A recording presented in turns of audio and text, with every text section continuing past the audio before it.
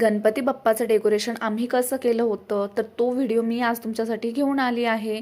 तर नमस्कार मंडळी, सिम्पली रिअल या चॅनलवर तुम्हा सर्वांचं खूप स्वागत आहे. कशा आहात तुम्ही? आय होप तुम्ही सर्वजण ठीक असाल. जर तुम्ही माझ्या चॅनलवर नवीन असाल तर पहिल्यांदा माझ्या चॅनलला सबस्क्राईब करा.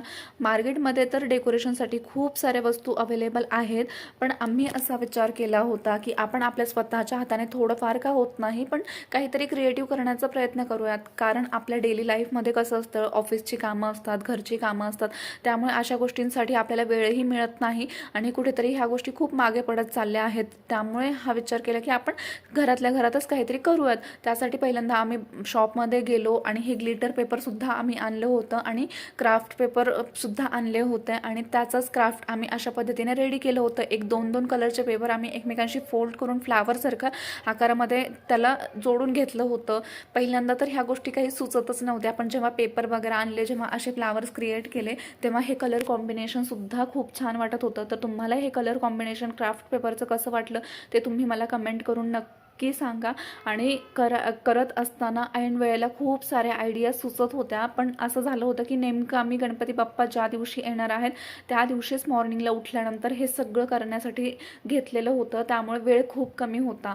कारण कसं होतं, कधी कधी आपल्याला ऐन वेळेला खूप जास्त आयडिया सुचतात, पण वेळेअभावामुळे आपल्याला त्या जेवढ्या जमतील तेवढ्याच पूर्ण कराव्या लागतात. त्यामुळे आम्ही अशा पद्धतीने हे सगळं एकमेकांशी जोडून घेत होतो. पहिल्यांदा तर हे भिंतीला चिटकवण्यासाठी खूप सारे प्रॉब्लेम्स येत होते, कारण ते फेविक्विक जेव्हा आपण लावतो तर ते सुद्धा खूप वेळेस पडायला लागलं होतं. पण शेवटी आम्ही कसं तरी करून ते जोडून घेतलं आणि हे आम्ही एक पिंक कलरचा जो पेपर होता त्याला राऊंडमध्ये कट केलेलं होतं आणि त्याला आम्ही एक थर्माकोलचं जे पॅकेट आणलं होतं ना, ते असे आम्ही एकदम छान पद्धतीने त्याला असं डेकोरेट करत होतो. ते तर एकदम मोत्यांसारखेच दिसत होते आणि ही तर आयडिया मला खूपच छान वाटली आणि ही आयडिया ऐन वेळेस सुचलेली होती. कारण हे जे थर्माकोल्स आहेत ना, ते मागच्या 1 वर्षापासून तसेच घरामध्ये पडून होते, पण त्याचा काही उपयोगच नव्हता झाला. त्यामुळे आम्ही त्याचा उपयोग अशा पद्धतीने केला. कारण कसं असतं, हे जे म्हणजे घरामध्ये तर थर्माकोल्स खूप दिवसापासून पडून होते, पण त्याची किंमत आज कळाली आणि ते आज उपयोगाला आलं. तर तुमच्यासोबत पण असं होतं का की ऐन वेळेला काहीतरी नवीन सुचतं आणि ते जेव्हा आपण करतो तर ते खूप जास्त क्रिएटिव्ह वाटतं. तर जशा पद्धतीने जमेल तशा पद्धतीने आम्ही करण्याचा प्रयत्न केला होता, पण फायनल लुक जो होता तो खूपच छान दिसत होता.